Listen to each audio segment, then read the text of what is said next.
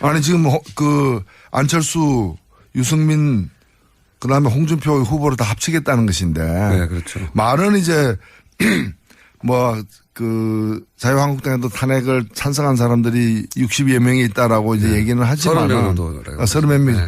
바른정당 합치면 이제 60몇 명인데 그러나 사실 이건 적폐와 손잡는 거기 때문에 이렇게 되면은 이게 나라냐라고 우리가 국민들이 그 탄핵 전국에서 이제 외쳤는데 이게 정치냐라고 분노하고 뛰쳐나올 것 같아요. 그리고 또 하나는 뭔가면은 지금 이것을 지금 추진하는 김종인 그 대표 같은 경우에는 지금 당이 그 국민의당이 또 이걸 승인한 게 아니에요. 후보는 또 딴 얘기하고 있어요. 맞아요. 조각권 가지고. 예, 네. 제가 볼 때 그 일종의 그 외주 하청 준 것 같아요. 외주 하청.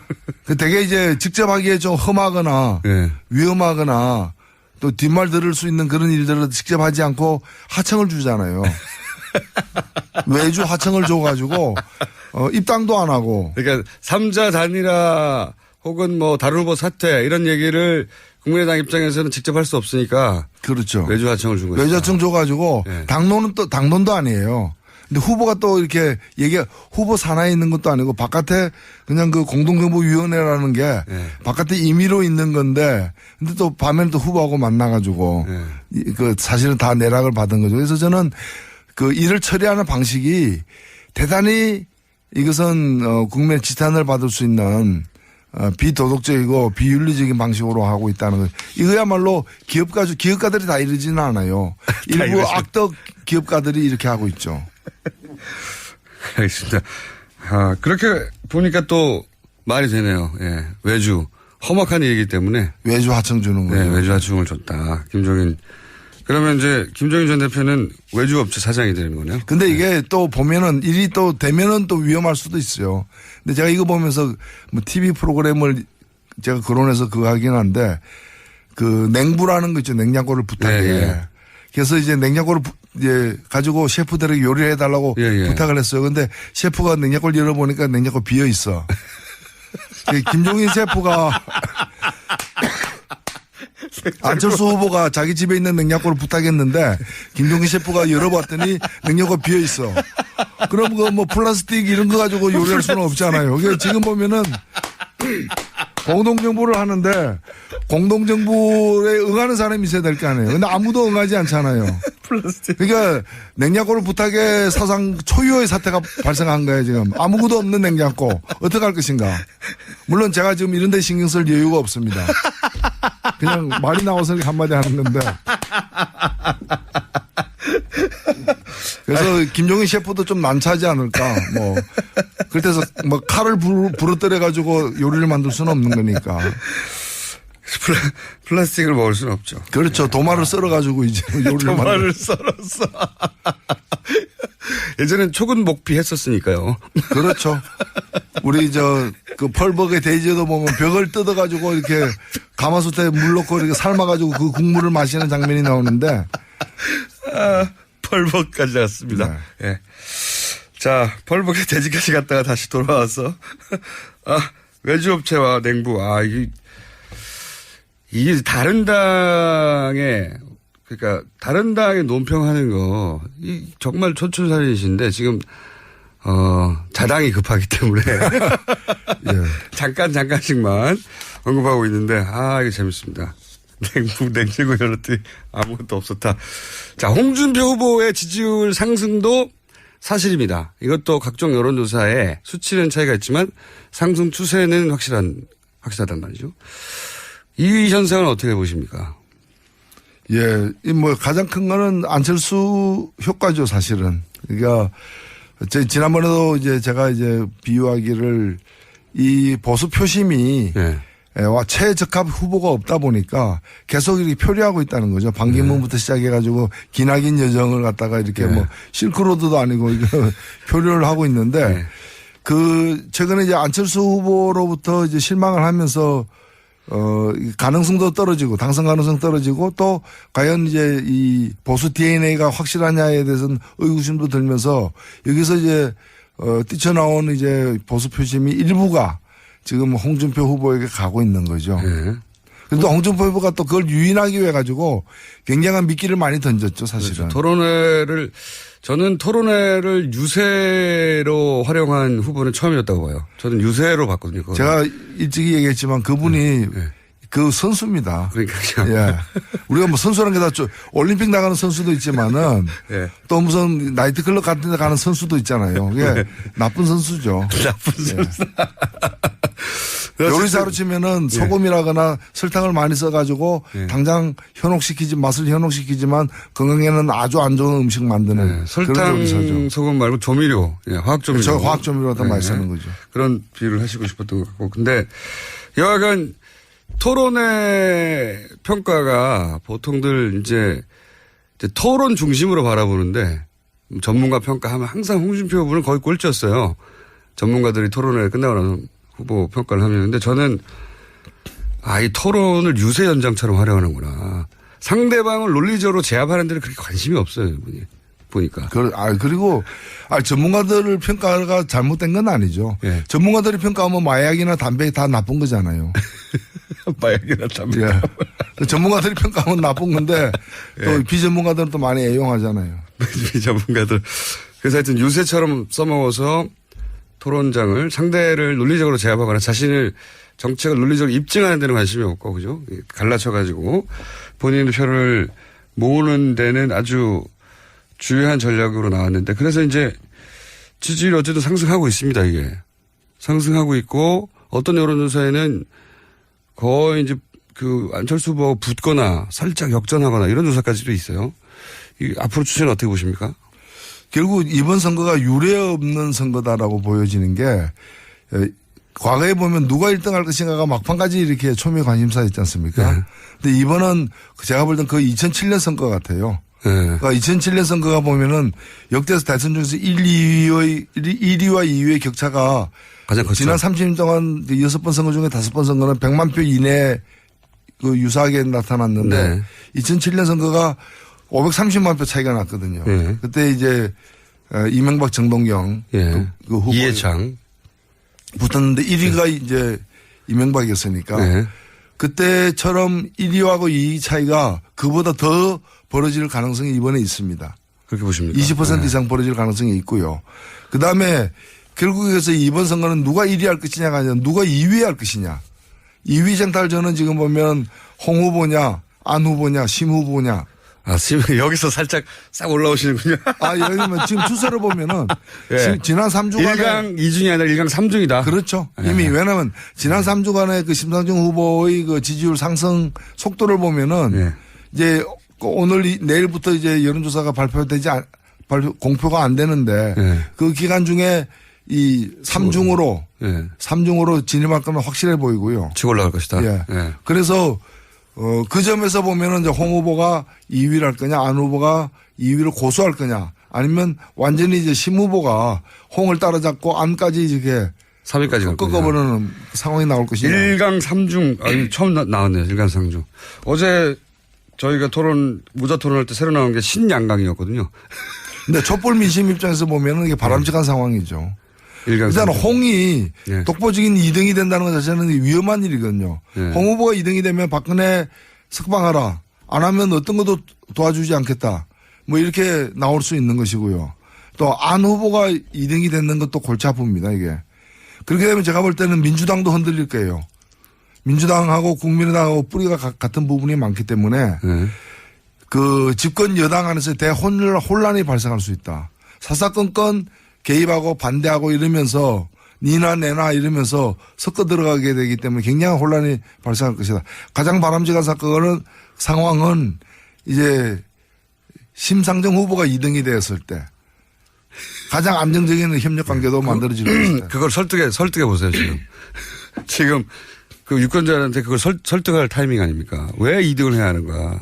아니, 지금 우리가 그 1,700만 명 이상이 지난 수개월 동안 촛불 들고 모였을 때 외쳤던 여러 가지 어떤 희망 사항들을 가장 충족시킬 수 있는 정책적 근접성은 문재인 후보하고 심상정 후보에게 있는 거 아니냐. 그러므로 심상정 그럼 후보 심상정 후보의 공약과 정책이 심상정 후보가 1등을 한다면 그대로 나갈 수도 있겠지만은 그렇지 않다면은 그나마 심상정 후보의 정책과 공약이 다소라도 반영되는 상황. 이 가장 바람직한 상황이 아니냐라는 거죠. 제가 걱정이 되는 것은 이제 정의당 입장에서 바라볼 때 걱정이 되는 것은 이제 소위 깜깜이라고 하잖아요. 일주일 네. 동안 여론조사 발표되지 않고 그러면 이제 각 그 후보들의 지지자들이 네. 불안해지기 시작하고 그리고 또 이 불안을 어떻게 자극하는지 가장 잘 아는 게 보수정당이었고 이때까지 역사적으로 네. 선거에서 보수정당으로 그렇게 노력할 것이고 그 민주당에서도 당연히 더 지지를 끌어올리기 위해서 이제 불안감을 자극할 것이고 뭐 이렇게 근데 그쪽이 더 스피커가 크지 않습니까? 저도 지금 말씀하신 거 100% 인정하고요. 네. 제일 걱정되는 게 그 부분입니다. 일주일, 예. 예. 그리고 또 뭐 부자 몸조심 한다고. 예. 그리고 오히려 더 이렇게 한 표로 저는 심정은 이해가 돼요. 한 표로 더 확실히 굳히자는 건데 정말 좀 제가 볼 때 큰 후보라면은 예. 5월 9일까지만 볼 게 아니라 5월 9일에 당선만 되면 됩니까? 그래서 당선만 되면은 2등이 홍준표라도 됩니까? 그건 전 그렇지 않다 보거든요. 큰 그림을 갖다 같이 봐야 된다고 봅니다. 그렇기 때문에 2등을 갖다가 누가 되는 게 더 바람직하냐도 감안하면서 뭐 2등을 누가 억지로 만들어 달라는 것이 아니라 누가 2등 되는 걸 굳이 막을 필요 없다는 거죠. 사실은 1등 입장에서 보면 2등이 홍준표 후보가 되거나 안철수 후보가 되는 것보다는 심상정 후보가 되는 게 더 낫지 않습니까? 저는 그렇게 생각해요. 네, 노회찬 대표님이 처음으로 이 시간 처음으로 얼굴이 긴장이 되고 저희들은 몹시 긴장되죠. 심각해지면서 깜깜이 국면에서 엄청난 조직력과 홍보력과 화력을 갖고 있는 부분에서 지금 뭐 5표 부족하다 12표 부족하다 이렇게 나올 텐데 제 기억으로는 지난 2002년 선거 때였던가요? 네. 권영길 후보가 네. 당시 여론조사상으로는 7, 8%까지도 나왔어요. 거의. 그렇습니다. 10% 예. 근데 결국 또 이 막판에 이 깜깜이 국면에서 절반으로 떨어졌거든요. 그렇습니다. 그래서 3.9가 나왔죠. 예, 그러니까요. 근데 이제 지금 바로 말씀드린 이 깜깜이 기간 동안 어쨌든 스피커가 큰 후보들이 그리고 조직이 일단 더 훨씬 크니까 그때 이제 조직적으로 뭐 1, 2번 후보들도 다 스스로 불안하니까요. 기본적으로. 불안한 거는 다 똑같으니까. 이때 이 불안감을 더 강하게 자극할 수 있는 화력들을 가지고 있으니까. 그렇습니다. 그 걱정이 되시겠죠. 걱정입니다. 그러나 시대적 가치는 네. 요즘에 공유 경제 이런 얘기 하지 않습니까? 네. 선거도 공유로 가야 됩니다. 공유. 예. 혼자 다 먹으면 체합니다. 감을 딸 때도 네. 몇 개 남겨두고 따지 않습니다. 근데 희한하게 말이죠. 이게 정의당 입장에서 좋은 건지 나쁜 건지 일단 선거 국면에서는 가릴 그 계제가 아니긴 하지만 지금 이제 보수정당, 보수 매체에서 그러니까 일본 후보 표를 일단 좀 떨궈내야 되니까 제가 기억하기로는 이 조중동과 종편에서 정의당을 이렇게 칭찬하는 건 처음 봤어요. 그게 반갑지는 않았을 텐데. 네. 예, 반갑지는 않았을 텐데 처음 봤습니다. 그런 이번 선거가 진짜 이례적이고 유례가 없는 현상이 많이 벌어지긴 하는데. 그래 이제 지금 우리 한국의 그 보수층들이 예. 그 주로 또 보수층을 주도하고 있는 세력들이 멘붕인 거죠. 그런 것도. 예, 제정신이 맞습니다. 아닌 거죠. 제정신이 칭찬하지 마세요. 칭찬하지 마세요. 왜냐면은 저도 사실 기가 막혔거든요. 종편에서 예를 들어서 문재인 후보를 종북이라고 하려면 정의당은 종종북이라고 불러야 되는데 최근에 갑자기 어찌나 그렇게 칭찬해야 되는지 야, 저 사람들은 근본도 없구나. 지저도 없구나 싶더라고요. 자기한테 유리한 국면을 만들려고 하는 선거 국면에서. 예, 그렇습니다. 반갑지는 않으실 텐데. 아니, 그래서 언론이라는 것이 제가 모든 언론이 다 그렇다는 건 아닌데 일부 언론들 같은 경우에는 자신들의 정치적 목적에 의해서 움직이고 있기 때문에 그렇죠. 저는 5년 전 선거만 하더라도요. 그 당시에 이제 일부 종편들이 보면은 그 언론들이 박근혜 후보를 굉장히 옹호했어요. 박근혜 후보의 공약이 제일 좋다. 근데 박근혜 후보가 당선된 그날 있죠. 취임식하는 그날 사설이 이런 거 보면은 박근혜 후보 당선 축하하지만은 그렇다고 해서 공약을 다 실현하면 안 된다. 그 여러 방송과 언론에서 맞습니다. 나왔어요. 다 지키면 안 된다고. 다 지키면 안 된다. 왜냐하면 이제 중도 확장하려고 사실은 굉장히 진보적인 정책이 많았어요, 그때. 네. 그러니까 그 정책에 대해서 자기들하고 의견이 다르더라도 얘기를 안 하는 거야. 네. 이건 자기들이 지지하는 후보니까. 근데 딱 당선되니까 그다음부터는 그게 걱정되니까. 네. 당신이 공약이 있다고 다 지킬 필요 없다. 이미 당선됐으니까. 이렇게 나오는 사람들이 그런 분들이에요. 자, 오늘 밤 마지막 토론입니다. 지금까지 보면은 토론회가 예상과는 다르게 지대한 영향을 미쳤어요, 이번에는. 보통은 뭐 크게 미치지 않는데 이번에는 뭐 지지율을 사실상 한 10% 이상 왔다 갔다 하게 만들었어요. 그죠? 네. 토론회가. 마지막 토론회 정의당의 전략은 뭡니까? 뭐 이제까지 토론회에 임했던 그런 자세와 달라질 것 저희들이 없습니다. 다만 이제 현안이 되고 있는 몇 가지 문제들이 있기 때문에 그 점에서는 좀 분명해야 되는 게 아닌가. 예를 들면은 사드 비용 문제라거나 예. 미국에서 트럼프가 제기하고 있는 사드 비용 문제에 대해서는 사실 이거는 현안이지 않습니까? 당장 현안이죠. 누가 이제 정권을 잡고 또 정권을 잡지 않더라도 이제 여러 그 국회에서 또 이렇게 발언력 있는 정치 세력들이기 때문에 이 문제에 대한 입장이 무엇이냐 또 그간의 이 문제에 대한 태도와 어떤 변화가 있는가 이런 것들이 심각하게 따져질 것이고요. 그리고 무엇보다 현안이 되어 있는 이 개헌 문제라거나 공동정부 문제라거나 그다음에 몇 가지 이제까지 토론에서 이렇게 격돌했던 쟁점들에 관해서 좀 정리하는 수준으로 좀 임하게 되지 않겠는가 이렇게 생각됩니다. 알겠습니다. 오늘 밤 기대하겠습니다. 지금까지 정의당 노회찬 상임선대위원장입니다. 감사합니다. 네, 감사합니다. 3번 시사에서 뵙겠습니다.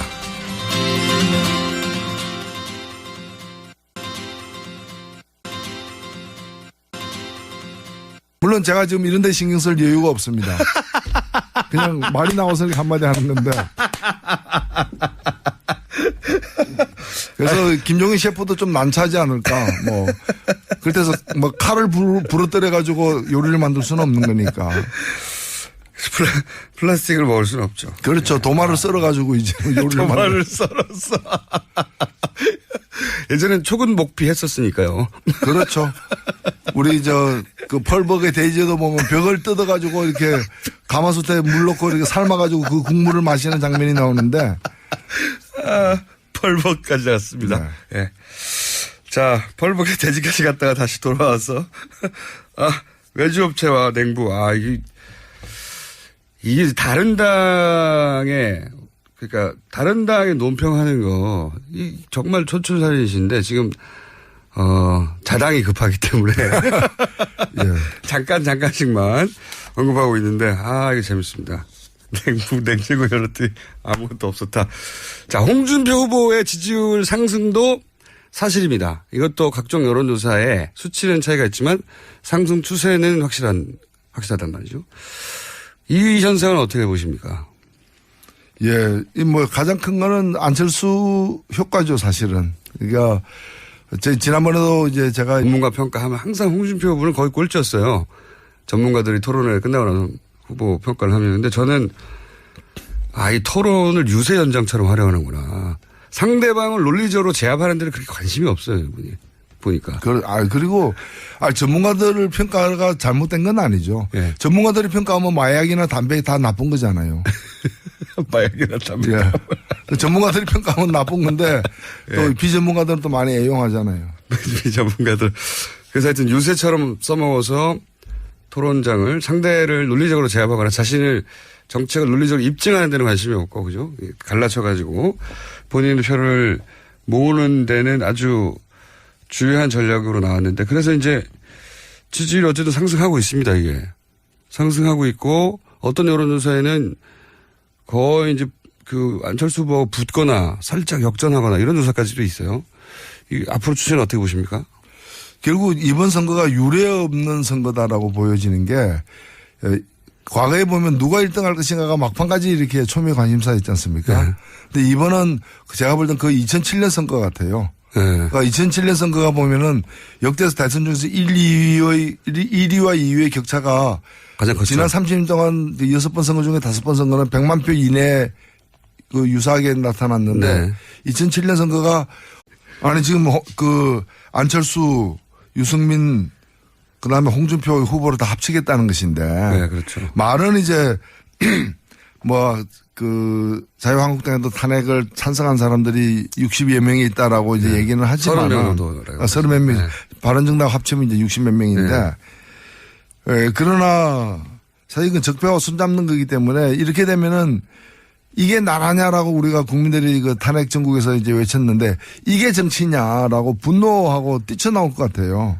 그리고 또 하나는 뭔가면은 지금 이것을 지금 추진하는 김종인 전 대표 같은 경우에는 지금 국민의당이 또 이걸 승인한 게 아니에요. 후보는 또 딴 얘기하고 있어요. 맞아요. 조각권 가지고. 예, 네. 제가 볼 때 일종의 외주 하청 준 것 같아요. 외주 하청. 되게 이제 직접 하기에 좀 험하거나 네. 위험하거나 또 뒷말 들을 수 있는 그런 일들을 직접 하지 않고 하청을 주잖아요.